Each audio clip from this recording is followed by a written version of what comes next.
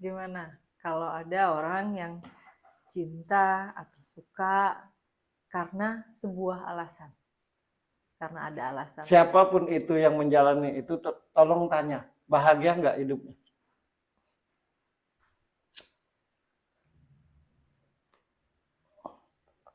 Karena kalau cinta berdasarkan alasan, begitu alasannya hilang, hilang pula cintanya.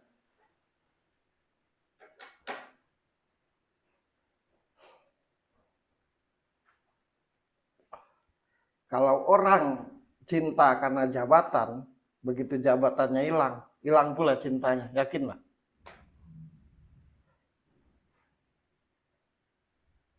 Perasaan itu tidak bisa dibeli, diatur, ditentukan.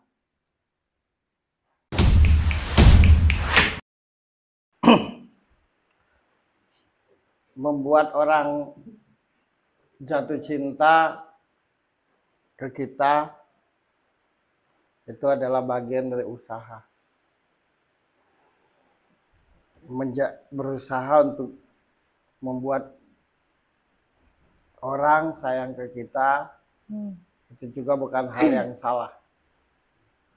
Membuat orang jadi menyukai kita, itu juga bukan hal yang salah.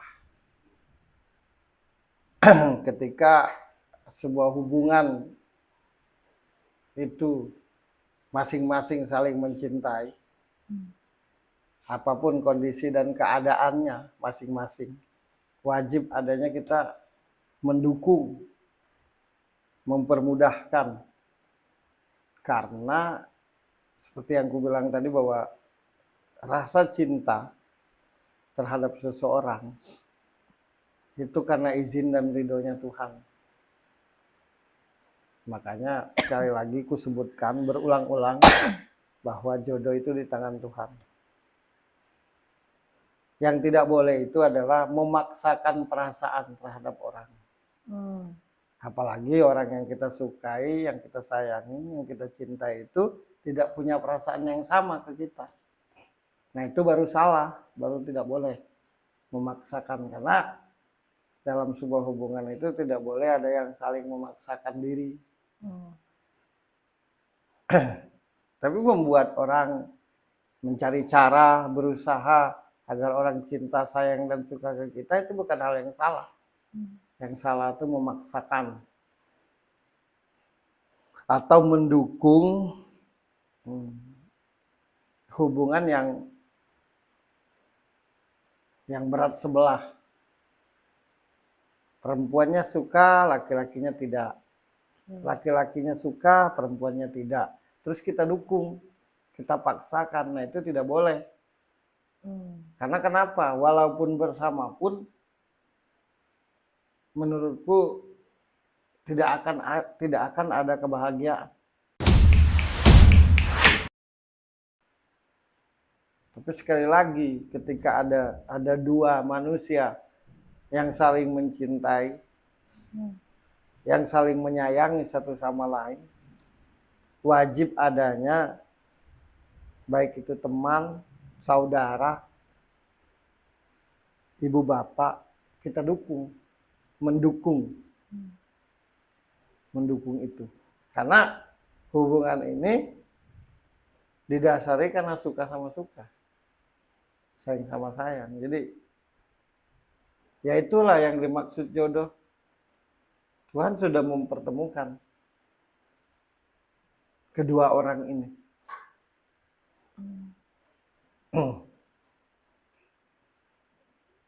Kita bisa cinta dengan orang yang kita cintai belum tentu cinta ke kita. Orang bisa mencintai kita belum tentu mencintai orang itu.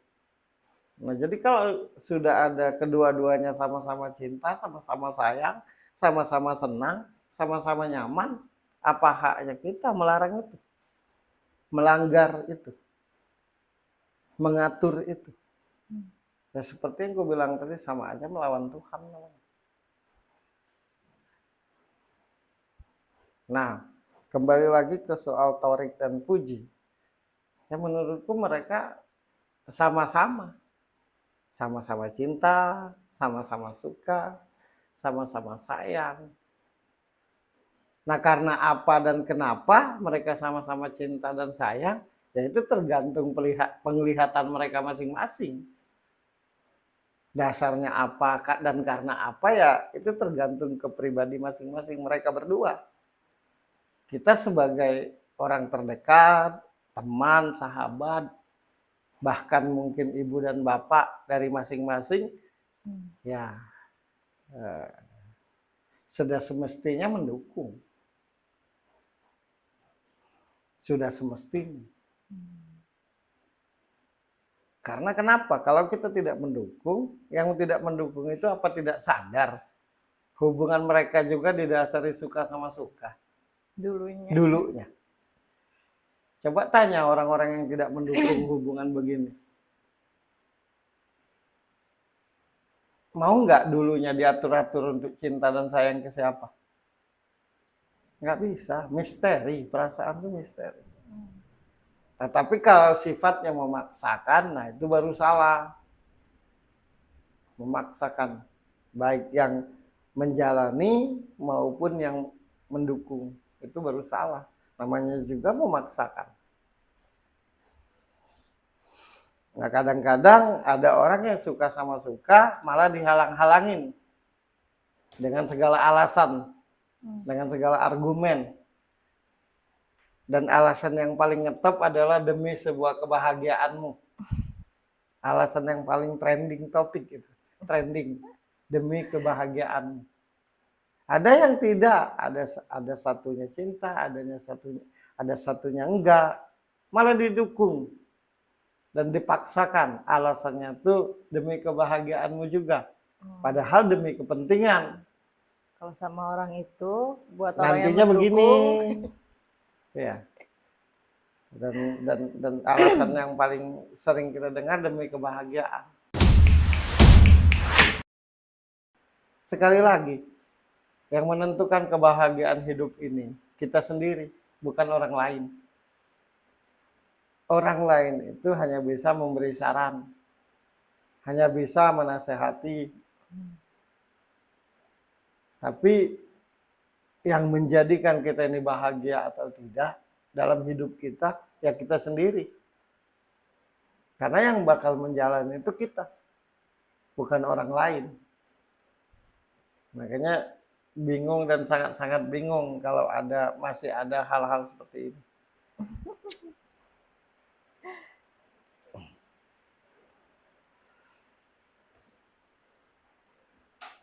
Makanya kan dulu bahkan ada filmnya Romeo Juliet.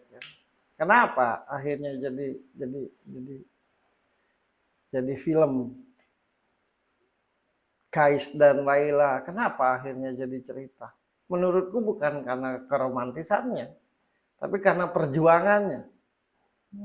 Perjuangannya. Ya dia cinta, Kais cinta dengan Laila, Laila cinta dengan Kais. Tapi orang di sekitarnya tidak merestui. Tidak mendukung dengan alasan masing-masing. Romeo Juliet yang nggak paham, yang dilihat keromantisannya aja. Tapi kalau aku melihatnya itu perjuangannya.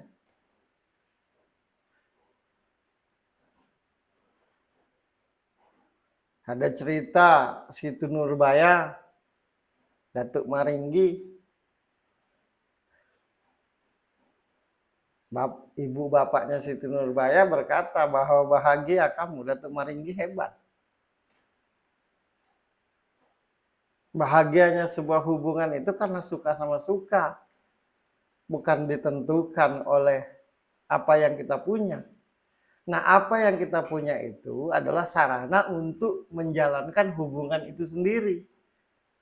Supaya mudah, supaya sampai, supaya bisa mendapatkan fasilitas materi tadi. Tapi kebahagiaan itu tidak ditentukan oleh itu, tapi ditentukan oleh perasaan, oleh cinta itu sendiri.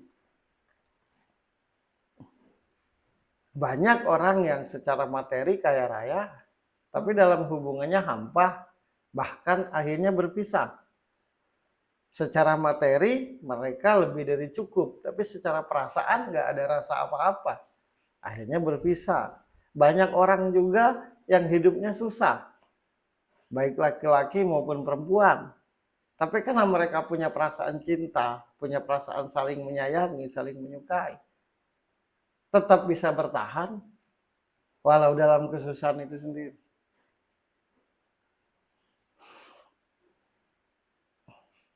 Jadi aku tidak ngerti bagaimana pola pikir seseorang itu ketika dia bisa mengatur-ngatur perasaan. Berarti kalau ada pasangan yang tidak mendapatkan dukungan, tidak mendapatkan restu dari orang tua, dari keluarga gitu, dari orang-orang sekitar, dan pasangan itu sama-sama memperjuangkan, banyak yang dinilai melawan orang tua gitu.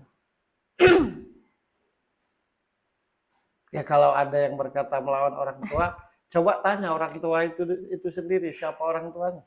Orang tua itu. Dulu waktu mereka pacaran juga atas rasa suka sama suka kan.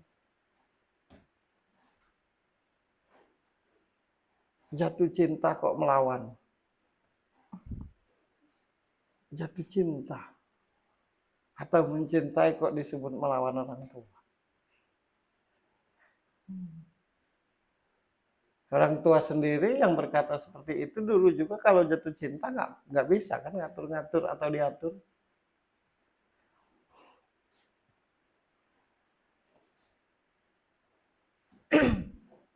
Banyak orang kaya di Indonesia yang kaya raya, yang sudah punya istri, punya suami, banyaklah acara tiap hari hanya karena hampa di rumahnya.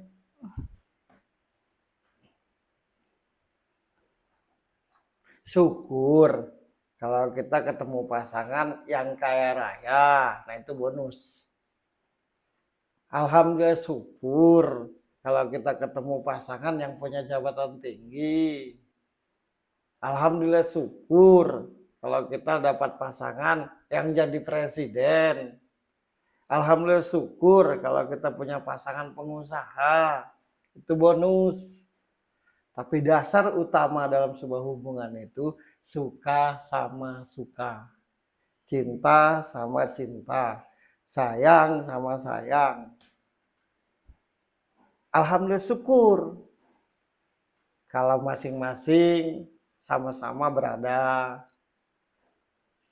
Alhamdulillah syukur kalau masing-masing sama-sama berjabatan. Tapi dasar kebahagiaan dari sebuah hubungan itu diakui atau tidak karena kedua-duanya sama-sama punya rasa. Dasarnya ya. Tidak bisa kebahagiaan hati itu dibeli. Kalau misalkan kebahagiaan hati itu bisa ditentukan karena jabatan tinggi, ya berarti semua orang harus punya jabatan tinggi dong. Kalau kebahagiaan hati itu ditentukan oleh kekayaan, ya semua orang mau tak mau harus kaya berarti. Tapi banyak juga orang yang berjabatan tinggi dan kaya raya juga kayak orang bodoh karena nggak bahagia.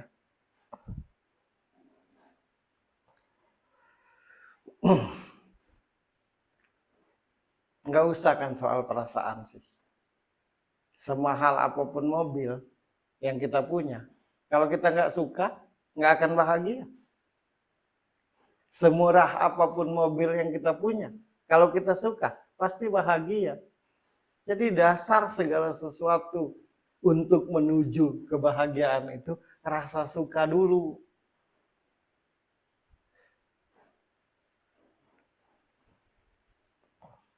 Banyak orang-orang yang hidupnya biasa aja, tapi kelihatan kebahagiaannya.